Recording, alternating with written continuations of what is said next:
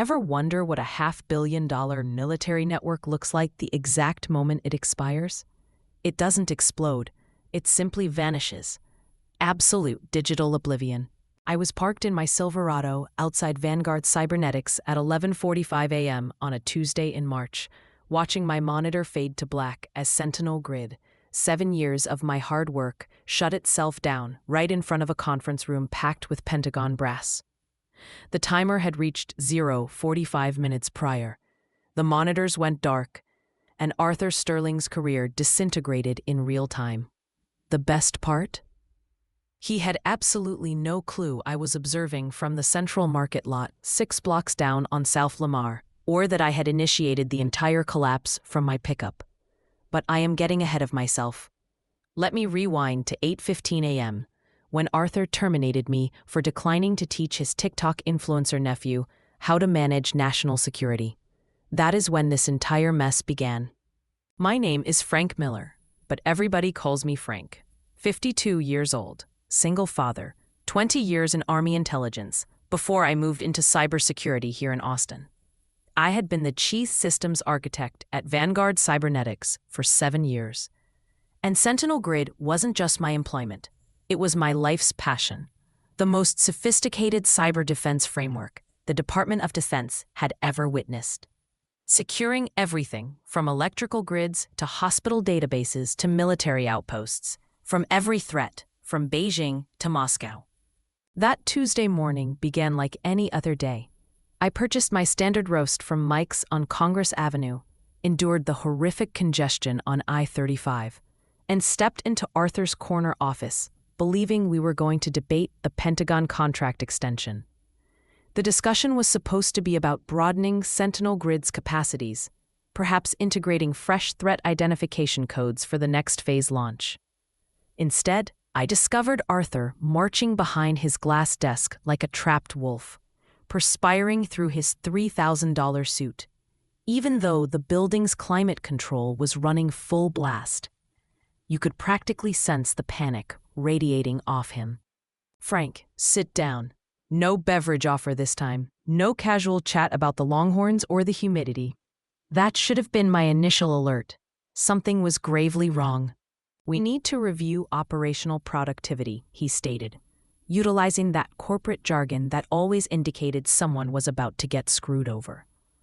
I had heard versions of that sentence before, during my service days, when some Pentagon bureaucrat wanted to swap seasoned soldiers with cheaper mercenaries who didn't know the distinction between a rifle and a grenade launcher. "I have hired a consultant," Arthur continued, his tone carrying that synthetic excitement that bosses use when they are about to declare something completely moronic. "Someone who grasps the global economy, the new market, the digital native era." That is when he strolled in. Braden Sterling, Arthur's 25-year-old nephew, dressed like he was going to South by Southwest, instead of a defense contractor's headquarters. I recognized him from TikTok. My daughter Sarah had displayed his clips during one of our Sunday meals. 350,000 subscribers watching him critique energy beverages and crypto tokens while posing in front of his uncle's Tesla Model S in the firm's parking deck. "Uncle Art says, 'You are going to show me the ropes,'" Brayton chirped, already retrieving his iPhone to film. "This is so wicked. I am thinking we could do a whole series behind the scenes at a defense firm. My fans would totally devour authentic media like this. Maybe we could even make some AR filters with the command monitors." I stared at Arthur, praying this was some sort of complex prank. "You want me to instruct him on Sentinel Grid?"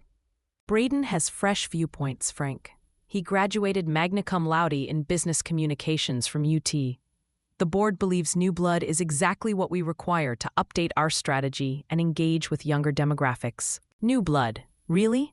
What they required was someone who comprehended that Sentinel Grid wasn't some social networking platform you could master over a weekend of energy drinks and YouTube guides.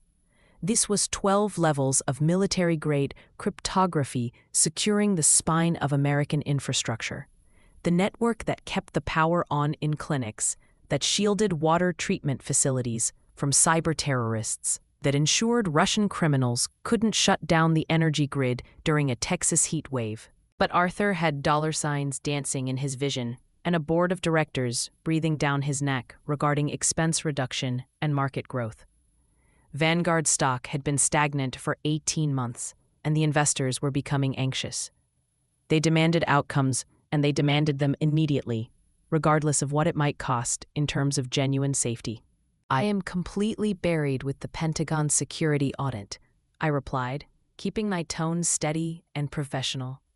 Maybe someone from the education division could help him get acquainted with basic procedures first. Arthur's expression went rigid, that executive mask sliding to expose the frantic man beneath. "This isn't a request, Frank. It is a direct command from the board."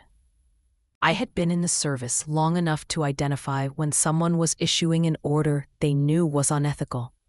The type of mandate that gets decent soldiers killed because some commander cared more about optics and career progression than safeguarding the troops under his charge. "I cannot do that, Arthur." The words suspended in the atmosphere like smog from a jammed weapon.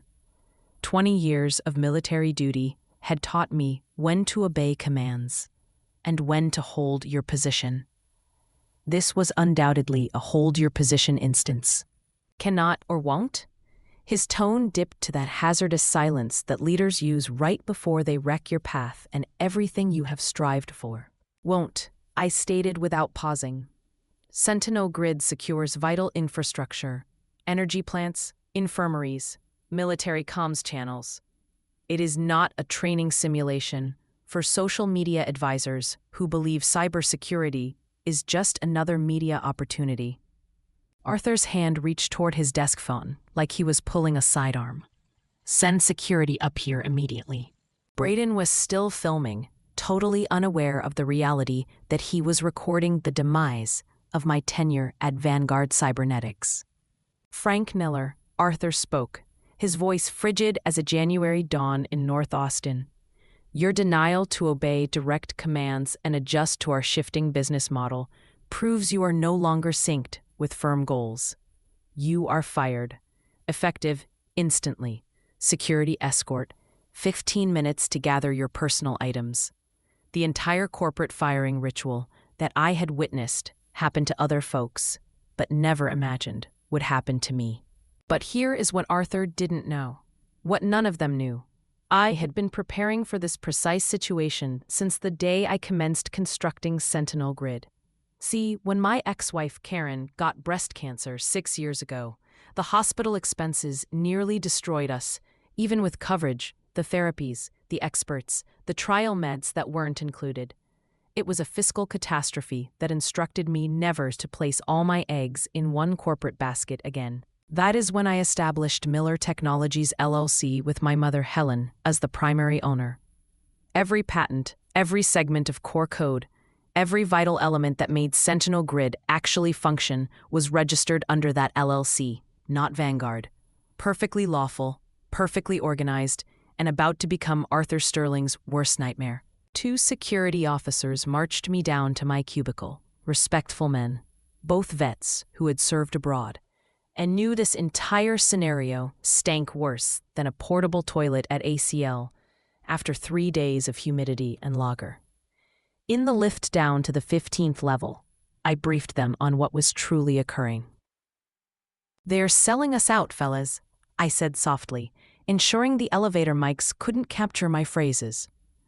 "Arthur has sessions booked with foreign buyers next week, wants to license Sentinel Grid tech to whoever writes the largest check." One of the guards, a former Marine who had done 2 tours in Iraq, just shook his head and mumbled something under his breath about corporate traitors. The other man, Army like myself, asked if there was anything they could do to assist. "Just give me my full 15 minutes in the office," I replied. "And perhaps take your time walking me to the parking deck." My office appeared exactly the same as it had 3 hours prior, when I had been a valued senior architect instead of an escorted safety threat. Snapshots of Sarah at her soccer matches lined my desk, her netting the winning goal at the district finals last month, receiving her academic excellence prize. both of us at the Austin City Limits Festival last summer, smiling like fools after seeing Stevie Ray Vaughan's sibling. There was my old squad picture from Afghanistan, the original Sentinel Grid design crew, working 20-hour days in that converted depot we had leased off East Riverside, and my coffee cup that Sarah had gifted me for Father's Day. World's okayest dad. 15 minutes to box up 7 years of my professional existence. I took the personal gear first. Pictures, the cup, that tiny American banner Sarah had crafted me in middle school art class. But what I truly required was already in my blazer pocket. A USB stick that resembled any other memory tool, but held something Arthur had never bothered to examine. That drive contained the initial patent documents, the licensing contracts, and most critically, the administrative codes to Sentinel Grid's deepest defense layers. Protocol Omega, I named it. My insurance plan that I had hoped I would never have to utilize. "Don't take any firm assets," Braden announced from my entryway, still filming with his mobile, like this was all some reality TV segment. Uncle Art said, "You people always try to pilfer stuff when you get terminated." You people? Like I was some sort of felon instead of the man who had spent 7 years keeping his posh lifestyle secure from the enemies who wanted to demolish everything he took for granted. "Everything I need is right here," I stated, tapping my blazer pocket where the USB stick rested next to my truck keys. The stroll to the lift felt like a burial procession. Other coders and support staff watched from their stations, some offering me pitying glances, others just keeping their heads down to evade getting swept up in whatever corporate theater was playing out. As the lift doors sealed, I withdrew my mobile and sent a rapid message to my core squad. "Storm approaching. Watch the 1100 a.m. demo real closely." Lisa Rodriguez, my lead coder and likely the brightest engineer I had ever worked with, replied instantly. "What did you do, Frank?" "Nothing yet, but they are about to discover what occurs when you trifle with American defense systems." My Silverado had never felt more like a mobile command unit. I booted up my laptop right there in the Vanguard lot, linking through my phone's hotspot instead of the firm web. Within moments, I was signed into Sentinel Grid's administrative portal, through the back doors I had constructed into the network from day one. The monitor came to life with a simple prompt. "Welcome, System Architect. All systems live. Security Protocol Omega armed and prepped." Protocol Omega.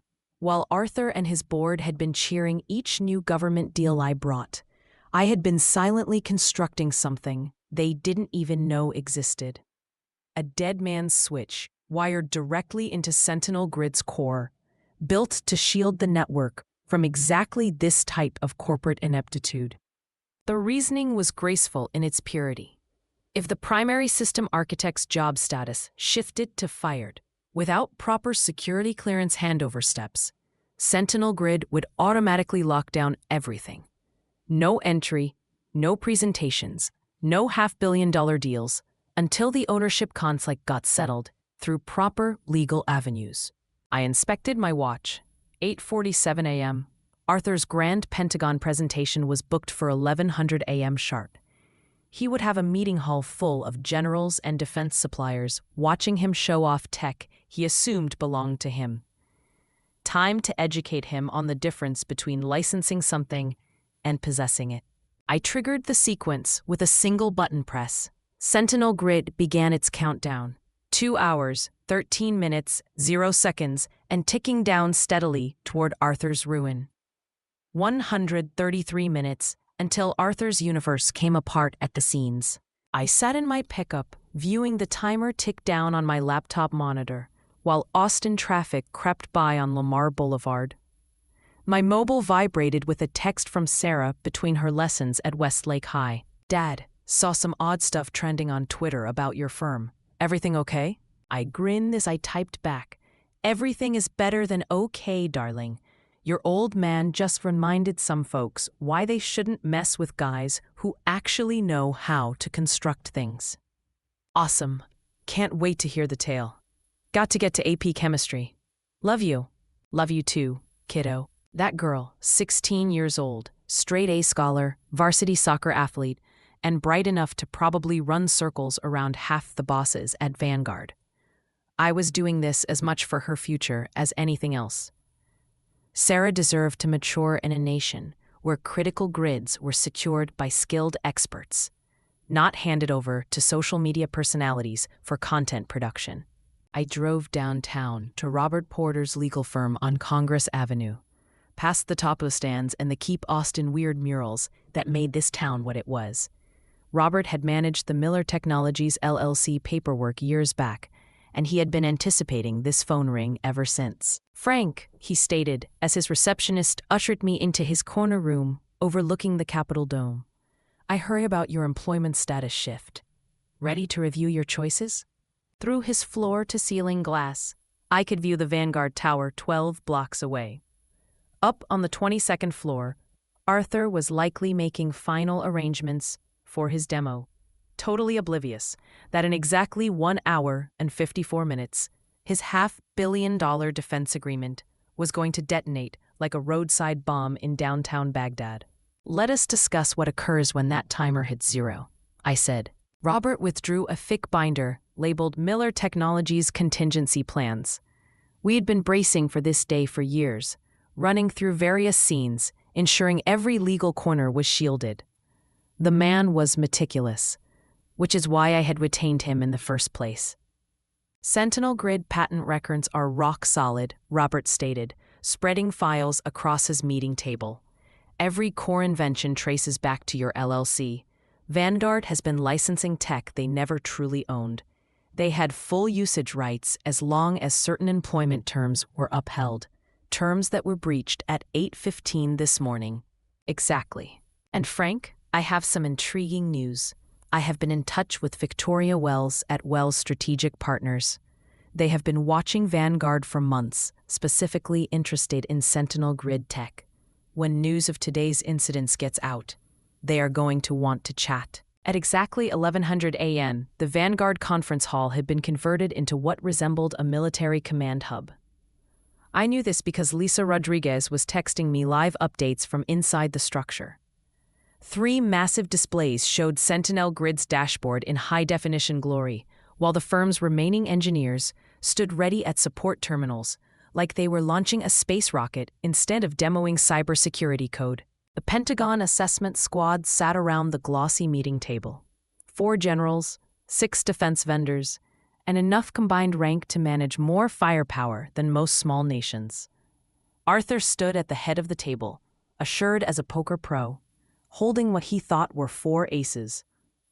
Braden sat beside him with his iPhone, live streaming the whole event to his TikTok fans, with captions like, "Take Uncle's firm to the next level." "Ladies and gentlemen," Arthur began, his rehearsed speech voice echoing off the meeting room walls.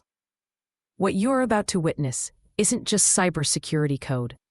It is the future of American defense networks, optimized for the global economy and ready for the digital native age."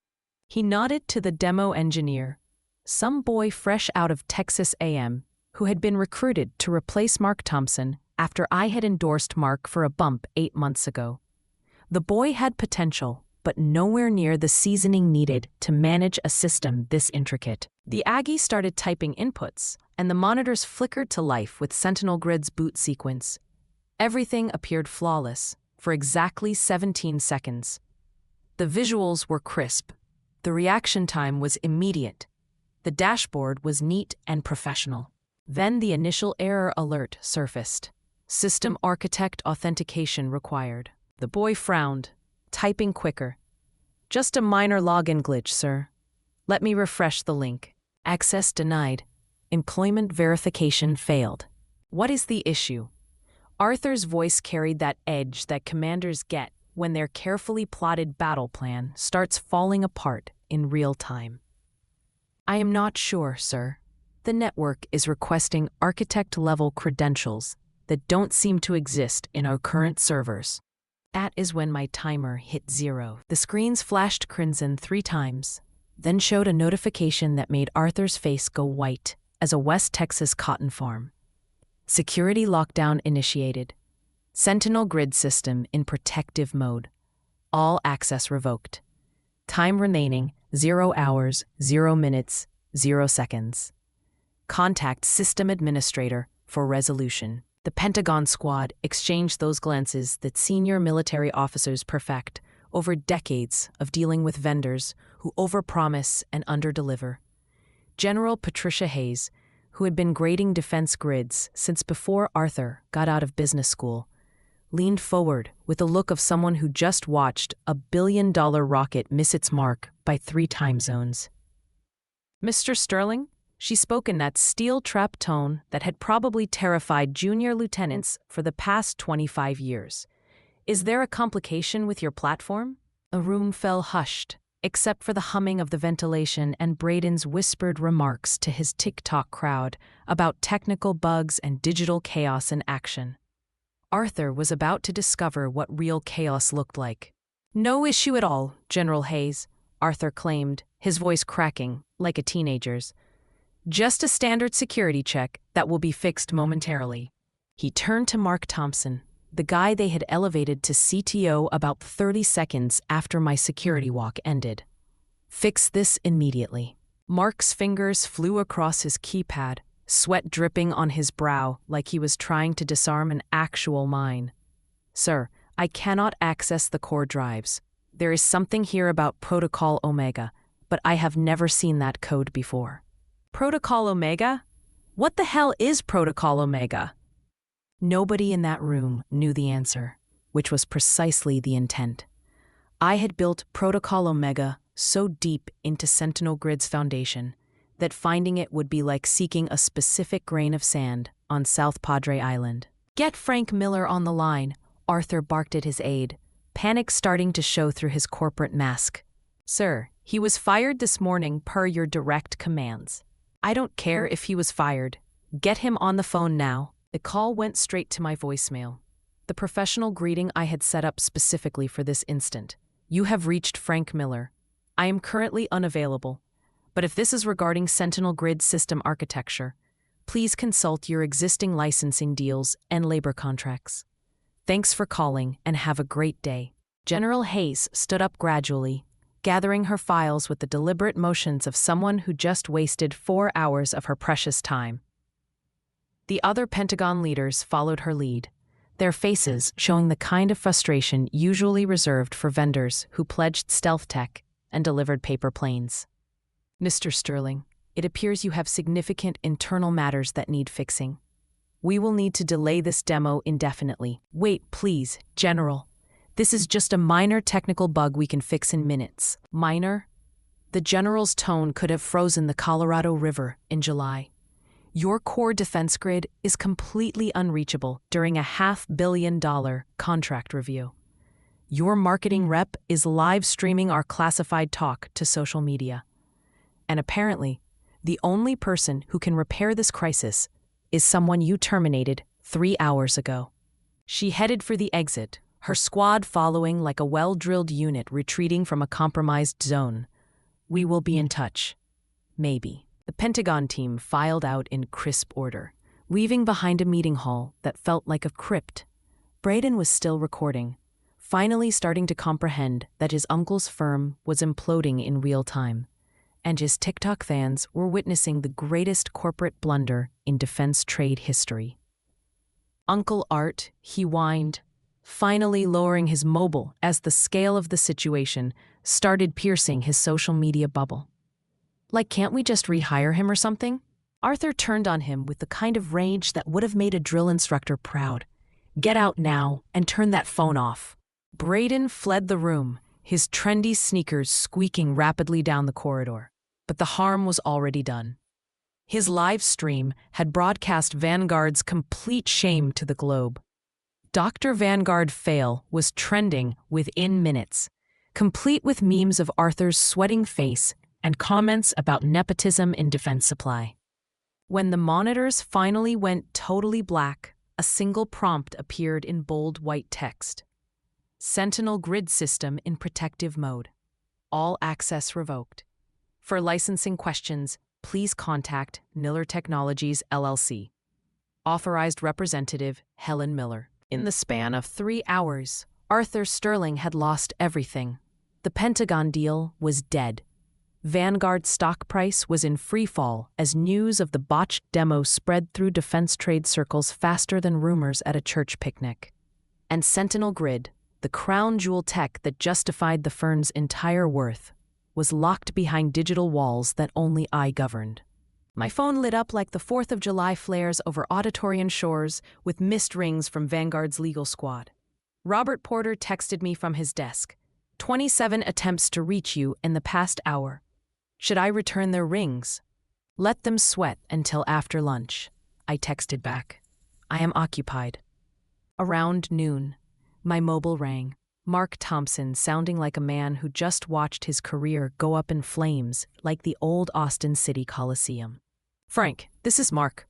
Look, I know what happened this morning was regrettable, but we need your aid here. The entire grid is down, and frankly, none of us grasped the architecture well enough to debug it.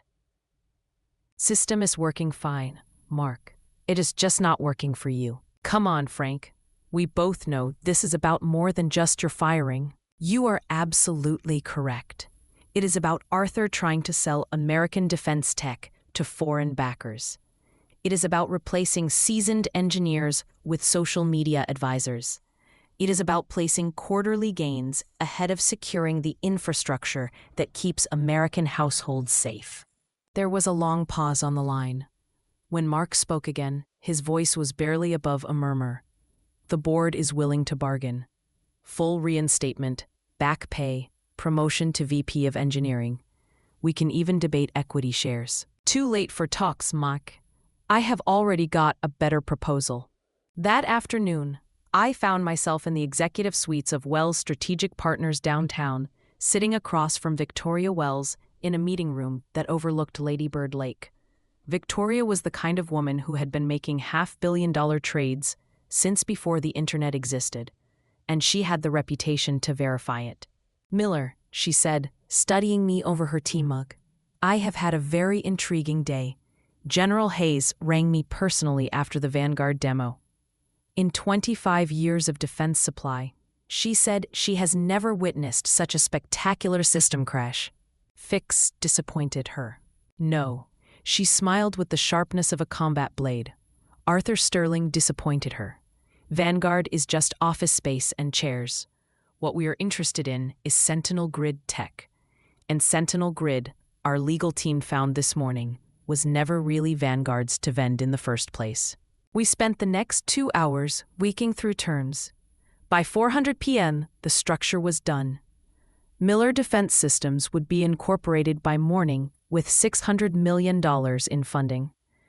The patents would transfer smoothly from my mother's LLC, and Arthur Sterling would wake up tomorrow to find his firm was worth about as much as a used taco truck with a busted grill. They fired me at 8:15 a.m. for refusing to compromise American safety. By 4:00 p.m. the same day, I owned the very tech their entire firm was built on. And that, as Sarah would say, was pretty awesome. If you enjoyed this story of corporate justice, please hit that like button and mention the channel name, Exactly Winds of Thought, in the comments below. It really helps the algorithm.